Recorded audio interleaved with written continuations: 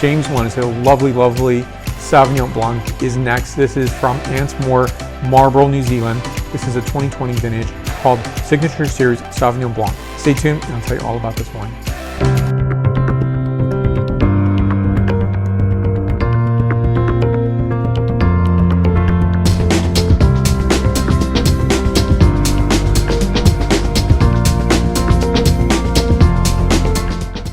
Now, this is going to be listed in my value price point wines, which are under $20, $25. And I think it's a really remarkable, good price point. And when I look at New Zealand in general, the category is completely competitive. Actually, good quality wines, fantastic wines are coming from New Zealand. Now, there's two camps of people who, really don't care for the New Zealand style of Sauvignon Blanc, and some people who very much do. Now, let me show you the label up close. I think it's a nice modern contemporary label. It's actually just one piece, and it goes around towards where you might see the back portion of it, as opposed to a front and a back, showing this is also a New Zealand sustainable wine, always very important, especially for many consumers out there who are seeking wines like this. I think it's absolutely glorious and wonderful and very exciting. I'm so glad it landed on my tasting table. I do have other wines that I'll be featuring on my channel, and I just didn't want to do the other Sauvignon Blanc from this producer at the same time. Sometimes I like to break them apart because I think it's important that one doesn't outshine the other, or one doesn't seem to be, pinned against the other, so to speak. There's a reason why they do exist, and I think this is a nice signature in terms of what they're doing. So the fruit is coming from 3 different parcels. 93% of this is called Dillon's Point. The other one is called Blind River at 4% and Omaka at 3%. Why am I bringing this out? Simply because the vinification on that is going to differ just slightly. Now, the fruit was machine harvested, then pressed with cloudy juice, clarified with flotation, except for the Omaka Valley fruit, which was cold settled. Once settled, the Omaka juice is transferred to Old French barrique for a relatively warm vinification between 18 and 22 degrees centigrade or 64 to 71 degrees Fahrenheit, using a selection of yeast to enhance complexities. Now, the other batches are fermented separately in temperature-controlled stainless steel tanks between 13 to 15 degrees centigrade, which is about 55 to 59 degrees Fahrenheit, for 3 to 4 weeks. After fermentation, the tank fermented components were racked, and the individual parcels were separate on light lees to help maintain freshness. Now, the oak component was kept on fermentation lees to further fill out the palate and promote character.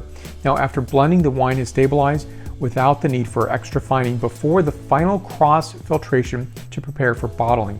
So I know that's a lot, and actually I think it's something really important to know about, because your wines are going to taste different. Every Sauvignon Blanc from New Zealand or anywhere else tastes different. Now, the gooseberry component is something that's really thought of as being a very signature of New Zealand Sauvignon Blanc. But there are some other components to think about. When I'm tasting Sauvignon Blancs from, say, other New World locations, they don't quite taste like this. And I would attribute that to, say, New Zealand is a very cool climate, wine growing region. And when you think about that, you're going to have a lower ABV. So this is 13% ABV. I taste a lot of Sauvignon Blanc in the 14.5 range. So you can have other components and other winemaking styles that will make the wine taste slightly different. So I think everybody has their own style that they like. I enjoy all styles, but to me, I think this is really exciting, especially to enjoy with seafood. So I'm going to talk first about the nose, and then the palate characterization, and then a point score on this wine. So let's talk about, so I'm going to do a scent characterization. Very nice, vibrant and lively wine here. So very fresh wine, very zippy characterization. And oh yes, that very familiar gooseberry characterization, which I very much enjoy, as well as golden kiwi notes, white floral notes, as well as citrus zest. And next, the palate characterization. But I'm also not going to get a lot of gooseberry, which is surprising. I expected much more on the palate, but it really evens out with a lot more golden kiwi notes, almond notation. Again, that citrus characterization is here, as well as a bit of white peach, oyster shell, a very nice clean wine, very nice finish. So this wine is 93 points out of 100 points. More information on the producer down below. Questions and comments, please list them there. And thank you for reaching out. Keep a lookout for these wines. These wines are available in the United States. So where you will find this wine, you'll find this wine in Central Market, HEB, Whole Foods in Illinois, Astor Wines in New York, as well as Le Grand Orange in Phoenix. So something to keep a lookout for. You could also find these online, so keep a lookout for these wines. Ask for them by name, they're lovely. So down below, more information on the producer, questions or comments, please list them there. That's where the like button is, and that's where the subscribe button is. And if you haven't hit that button already, please consider doing so. And if you already have, Thank you so much. Merci beaucoup to you. I do appreciate it. So between videos, you'll find me on Facebook, Twitter, Instagram, LinkedIn, and WordPress.